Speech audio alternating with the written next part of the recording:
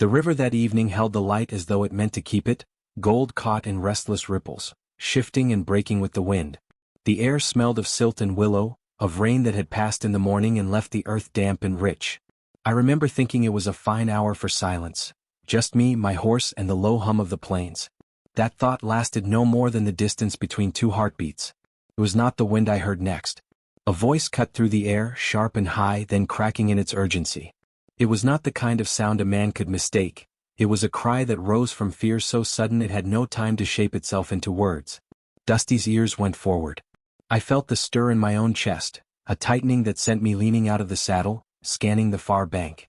She stood there, skirts darkened by water, hair loose from its braid, a young woman waving with one arm and pointing with the other. For a moment I thought the river was empty, until I saw the small shape caught in its churn, a child turning in the current like a leaf. The river here was wide, its center faster than either bank, and she was already halfway to the deeper run. I have no memory of deciding. Dusty surged beneath me, hooves breaking the shallows, the water pulling harder the farther we pressed. I swung free of the saddle when the depth took Dusty's footing and dove, the cold closing around me so quick it felt like being struck. The current wanted me too, but my eyes locked on the flash of small limbs, pale against the dark swirl. I lunged, caught cloth, and pulled her in, her weight hardly more than a sack of grain yet heavy with the water she'd swallowed. Breaking the surface, I caught a ragged breath for us both. She was limp in my arms, head lolling. The river did not yield easy, shoving and twisting, but I forced us toward the far bank where the woman waited, her boots sunk in the mud, her hands outstretched. I gave the girl over, and she fell into the woman's arms with a softness that looked like surrender. The woman knelt in the wet grass, her voice breaking into words I didn't know, smooth and urgent, tumbling from her lips like beads from a broken string. The girl coughed once, a weak shudder, then went still again. I dropped to my knees beside them. "She's not gone," I said, though my voice was rougher than I meant. I set my hands to her small chest, pressing rhythm into her, tilting her chin, giving her my breath. Her mother, she had to be her mother, watched my face as though I held her own life there too. Another breath, another press, and then, sudden as the breaking of ice, water spilled from the girl's mouth. She coughed, a cry rose, and her little hands clutched at the fabric of her mother's dress. Relief shivered through the woman's shoulders. She bent low, pressing her cheek to her daughter's hair, murmuring in that language again. I sat back on my heels, my hands dripping river water onto the earth, my chest still tight from the cold. When she looked at me, her eyes held the shadow of fear yet also something else, quiet and searching. She was young, no more than 22 I would guess, but the kind of young worn by years that give nothing freely. Her cheekbones were high, her gaze steady even through the wet strands of hair clinging to her face. "You live close?" I asked. She shook her head, glancing downriver. "Too far. Light will go." Her voice was accented, her words measured. She rose, holding the girl close. "My place is nearer," I said. "You can get warm there." She hesitated. The river gurgled behind us, its surface already closing over the place where her daughter had been. A hawk called somewhere upriver, sharp in the fading air. Then she nodded once, a small movement, and we began walking.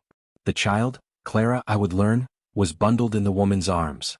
I shrugged off my coat and held it out. She took it, not for herself but to wrap around Clara.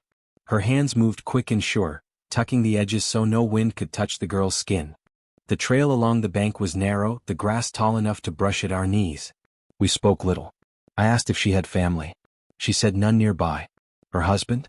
"Fever took him," she said, the words almost without sound.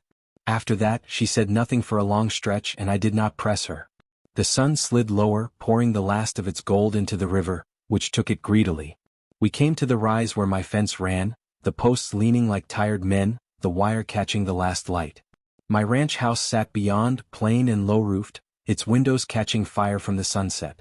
At the porch, she paused as though stepping onto it might bind her to something she could not yet name. I opened the door and she followed.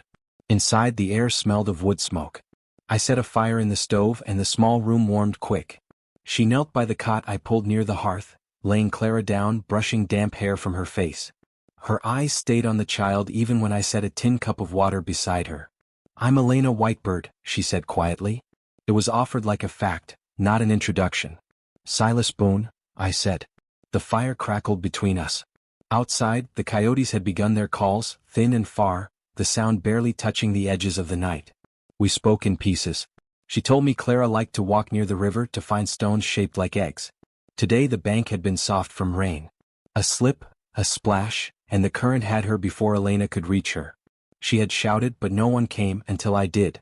Her voice changed when she said that, the smallest tremor threading through.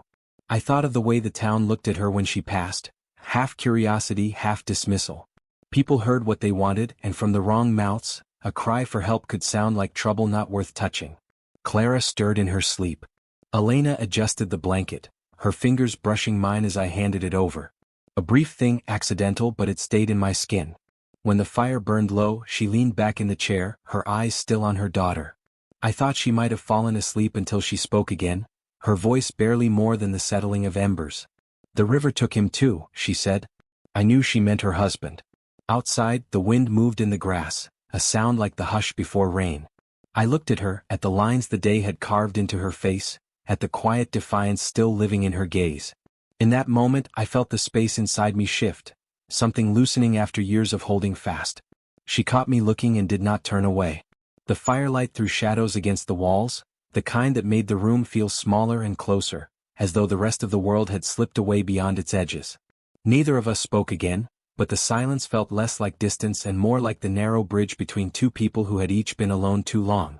I did not know if she would stay the night or leave when morning came, but for the first time in years, I felt certain I would listen for her voice.